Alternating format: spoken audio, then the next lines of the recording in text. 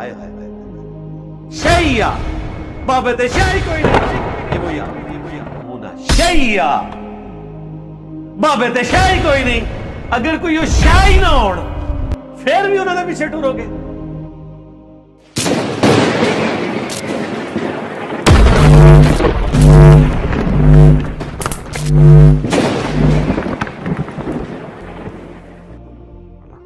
وَأَكْثَرُهُمْ لَا يَعْقِلُونَ اور اکثر لوگ عقل رکھتے ہی نہیں. وَإِذَا قِيلَ لَهُمْ اور یہ جو عقل استعمال نہیں کرتے جو بیوقوف لوگ ہیں جو عقل سے پیدل لوگ ہیں ان کی سب سے بڑی نشانی قرآن حکیم میں جگہ جگہ یہی بیان ہوئی ہے. جب ان سے کہا جاتا ہے تَعَالَوْا إِلَى مَا أَنزَلَ اللَّهُ وَإِلَى الرَّسُولِ کہ آؤ اس بات کی طرف جو اللہ نے نازل کی ہے یعنی قرآن وَإِلَى الرَّسُولِ اور رسول اللہ کے قدموں میں حاضر ہو ان سے دین سیکھو. تو یہ تو کہتے ہیں ہم باپوں کے پیچھے چلیں گے اپنے بزرگوں کے پیچھے چلیں گے. قالوا حسبنا ما وجدنا علیہ آباءنا وہ کہتے ہیں ہمیں وہی کافی ہے جس پہ ہم نے اپنے آباء و اجداد کو پایا.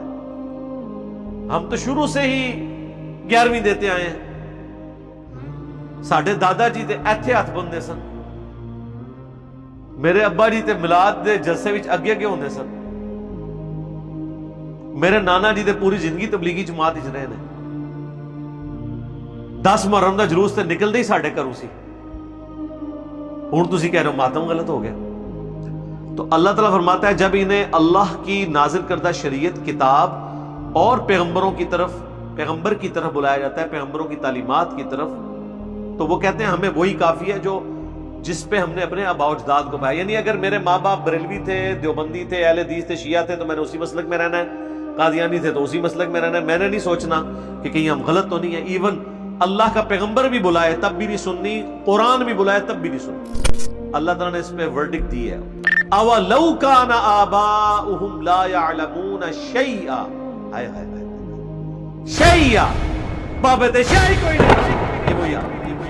یہ شیع اردو پنجابی میں عربی میں بھی ہے. اَوَلَوْ كَانَ آبَاؤُهُمْ لَا يَعْلَمُونَ شَيْئًا اگرچہ ان کے باپ دادا کوئی شے کا علم نہ رکھتے ہوں تب بھی ان کے پیچھے چلیں گے. وَلَا يَهْتَدُونَ اور نہ وہ ہدایت یافتہ ہوں. اس میں یہ امپلائڈ ہے کہ اگر کسی کے باپ دادا واقعی قرآن و سنت پہ چل رہے ہیں تو اسے اب ریویزٹ کرنے کی ضرورت نہیں ہے. یعنی ایک بندہ اگر تحقیق کے بعد یہ پہنچا ہے کہ یعنی جس طرح میں سمجھتا ہوں ہمارے جو اسٹوڈنٹس ہیں ان کی اولادیں جو ہیں جب وہ تحقیق کریں گے ان کو پتہ چلے گا کہ ابا جی نے ٹھوکرے کھا کے جو کچھ سیکھے واقعی یہی دین تھا. یا پیغمبروں کی جو اولادیں ہیں وہ پیغمبروں کی تعلیمات تک جب پہنچ جائیں گی تو پھر اس کے بعد وہ ریویزٹ نہیں کریں گی. یہ اکثر کہتے ہیں نہیں حضرت یوسف علیہ السلام نے کہا میں اپنے آباء و اجداد کے دین پہ ہوں لہٰذا آپ بھی نہ اگر آباء و اجداد حنفی تھے تو آپ حنفی ہوں. اس سے بزرگوں کا تعلق ثابت ہوتا ہے. بھائی حضرت یوسف علیہ السلام کے جو والد تھے یا دادا تھے یا پردادا تھے وہ بزرگان دین نہیں تھے وہ انبیاء تھے. ان کے پیچھے خدا کھڑا ہے. تو آڈے جڑے آباء و اجداد نے نہ کوئی سکھ سی کوئی ہندو سی ظاہر ہے نسلاً مسلمان تو صرف اہل البیت شاہ جی اہل البیت ہے.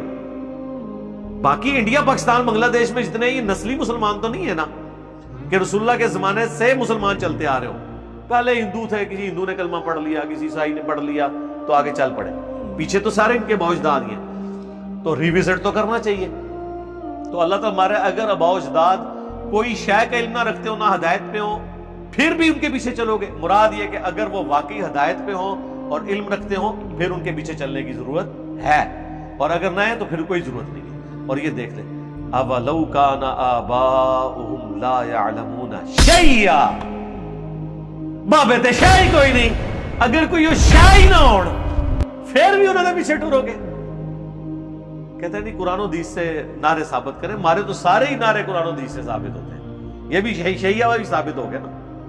علمی کتابی تو میں نے آپ کو بتایا تھا ایتونی بکتاب من قبل ھذا او اثارۃ من علم ان کنتم صادقین. اے نبی ان سے فرماؤ لاؤ میرے پاس کوئی کتاب اگر ہے اس قرآن کے نزول سے پہلے یا انبیاء کے کوئی آثار ہوں یعنی سنت علم کے آثار اگر تم واقعی سچے ہو.